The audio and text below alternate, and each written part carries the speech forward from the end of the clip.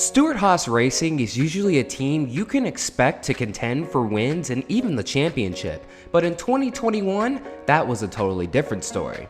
This is Bad Seasons Stewart-Hass Racing 2021. Let's start this video off with the best driver from Stewart-Hass Racing during the 2021 season, that being Kevin Harvick, of course. On paper, the 2021 season looks to be a good one, but when you compare it to the year prior, it's totally not. After winning 9 races and advancing to the round of 8 in 2020, he was on the cutoff line for Martinsville. Unfortunately, this bizarre move on the final lap to try to get into the championship 4 was a massive failure. His 2020 season was basically sacrificed for the system. Even though it was a disappointing way to end the season, entering the 2021 season, he was expected to pick up right where he left off. Instead of that, his performance during the 2021 season was somewhere in the range of barely mediocre to good. He would occasionally get caught up in other people's mess, but overall, it was still a good season. That's the thing, a good season, not a great one. Fortunately, he was good enough to make the 2021 NASCAR playoffs without a win. Unfortunately, what we will all remember from Kevin Harvick's 2021 playoff appearance is how he was totally owned by NASCAR champion Chase Elliott. After making slight contact with Chase Elliott during the round of 16 cutoff race at Bristol, Chase Elliott blew a tire and eventually came back out on track to help Kyle Larson win the race by blocking Kevin Harvick. Once we get to the round of 12 cutoff race at the Charlotte Roval, it seemed as if Kevin Harvick finally got his revenge, but unfortunately, Chase Elliott was playing mind games with him. As he was about to dump him entering turn 1, Kevin Harvick completely overshot the corner and took himself out of the race. Because of this, Kevin Harvick was eliminated from the round of 12. When you put this season into context, you can see why many fans would consider this a bad one, but in actuality, it was still pretty good.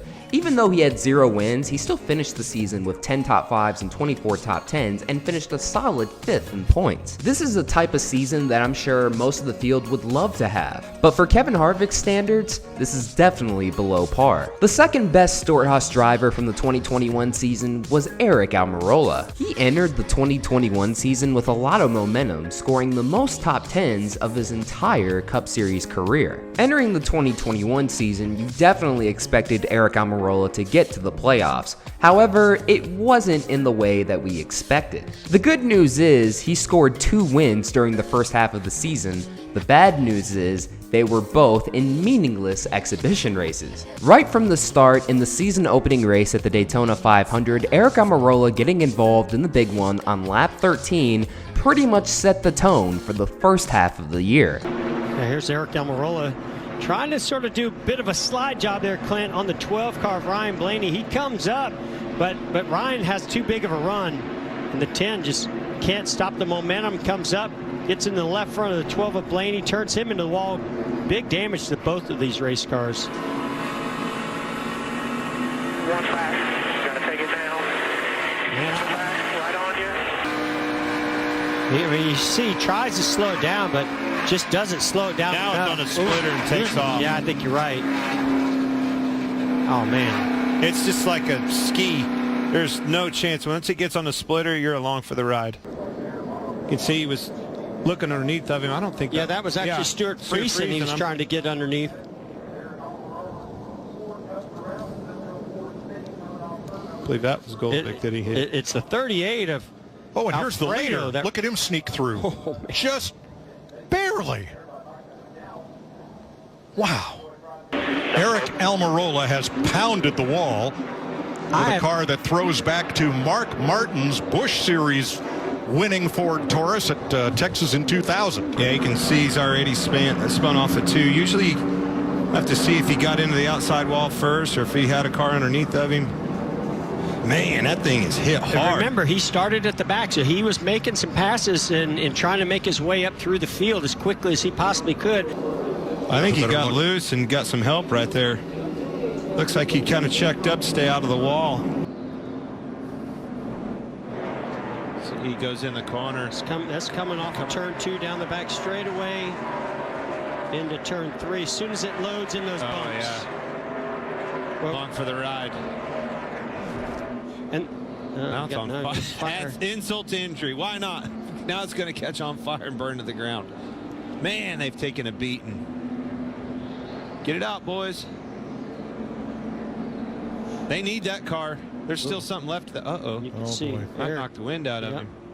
13 races in, and Aric Almirola was as low as 28th in points. They were able to run a little bit better, scoring consistent top 15s with the occasional top 10 runs, but come the 22nd race of the season at Loudon, while still sitting outside of the top 20 in points, Aric Almirola pulled off a massive upset victory, not only getting a second Stewart-Hass Racing car inside the playoffs, but also scoring what would be the team's only victory of the season. Even though they were in the playoffs, everyone knew that they were not going to be a threat whatsoever. As predicted, they were knocked out of the round of 16. In total, Aric Almirola's 2021 season consisted of just 1 win, 2 top 5s, and 5 top 10s, with an average finish of 19.9, 5 DNFs, and finishing 15th in points. While the first 2 Stewart-Hass Racing drivers made the playoffs, the last 2 we're going to talk about were far from it. Chase Briscoe went on a tear during the 2020 Xfinity Series season, winning a season-high 9 races. This performance meant that he was ready for the big time, and with Clint Boyer retiring after the 2020 season,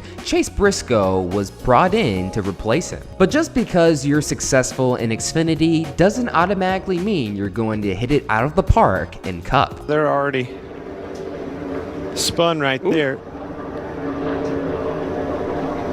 Clearly contact or something happened between these 2 guys that got them collected and went for a heck of a spin down the front straightaway. Behind this up and into the wall. Kyle Busch gets the free pass because this will be the competition caution.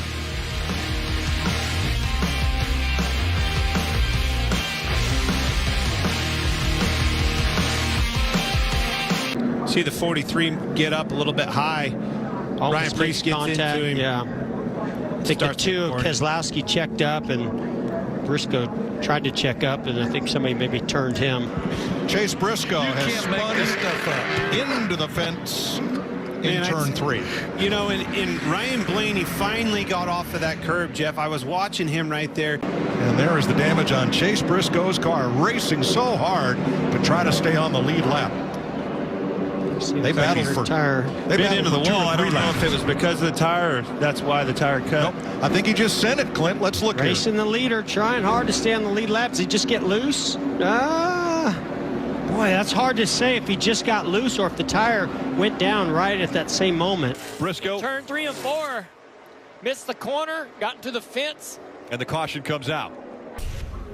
So that's 2 brake issues on the Stewart-Hass cars. We heard Harvick complain a little bit today about his brakes as well. Here's Briscoe to the outside, but he's going to be offline. No, oh, Briscoe's in the grass. Now it's a battle for the lead with Hamlin and Allmendinger. Stop and go for the 14 car. He is not racing for the win. Oh, he's going to spin Denny. Denny is spun out. The 14 car spun Denny Hamlin out into turn 10. The only sole highlight from Chase Briscoe's 2021 season consisted of nearly winning the Indy road course race, but also dumping Denny Hamlin in the process. Entering the season as a potential playoff dark horse, he was anything but that. Only 3 top 10s the entire season with an average finish of 19.6, 4 DNFs, and finishing 23rd in points. At least he walked away with Rookie of the Year. The final driver we're talking about won Rookie of the Year in 2020, but for 2021 went through the typical sophomore slump. While Cole Custer's rookie season stats were a little bit better than Chase Briscoe's, the difference here is he was able to score a victory. In NASCAR, we have a traditional sophomore slump that happens to every other Rookie of the Year winner, and Cole Custer just could not escape it. He didn't have any. I wonder if he had some kind of a power issue that caused that. Yeah, he had an issue, all right. Jamie? Yeah, he said, I have power. Oh, gosh. Yep, there's flames coming out there. A lot of smoke. He said he had power, but it just wouldn't fire. Oh, that's Cole Custer with a single car spin. Oh, right side damage. I'd say it's pretty hard. Yeah. Custer in the 41. I don't know if he was getting passed by the 1. He tried to stare in that gap, and then Bubba tried to cross him over and made contact. Very top of the screen, the white and orange car. Alfredo's already loose. When Half comes down, he's going to collect Cole Custer, just an innocent bystander. Tries to lock up the brakes here. Wow. Look at that safer barrier. That's a shot right there. Man, that time that car went up on two wheels. Oh, we got another one. Is that the 19? Yep. Same situation. Wow. And right under him. Oh, and into the wall. What was the 40? Oh, my gosh. Cole Custer, nowhere to go there. Big fire. He had a big impact. Luckily, seeing him get out of the race car right now, because that was a big impact to that inside barrier. Cole Custer, the right rear, is about to shred. And can he keep it off the wall? He does get slowed down, but you saw the right rear tire go down. And parts starting to fly off that car now behind him. Sort of box that driver in if it's not a teammate. Oh, we got a big crash back here on the front straightaway. Cole Custer in the 41. He's got a lot of damage to the front. It looks like a situation where either he got clipped in the left rear and turned in the wall. Don't see any damage on the right rear quarter panel. Cole Custer's sophomore slump consisted of just 2 top 10 finishes, along with an average finish of 21.3, 3 DNFs in total, and a 26 place points finish. So yeah, it is safe to say that Stewart-Hass Racing's 2021 season was without a doubt the worst in its brief history. There's been quite a few theories behind why the season was so bad, the main one being that they were basically just sandbagging, with the 2021 season being a transitional year from the Gen 6 to the next gen in 2022. The theory is that they put all of their eggs into one basket, that being the next gen. Only time will tell if that theory rings true. Will 2022 be a return to Stewart-Hass Racing's usual glory, or is the team in store for yet another bad season? And once again, that'll do it for another video. Thank you guys so much for watching. This is Black Flags Matter. Catch you next time.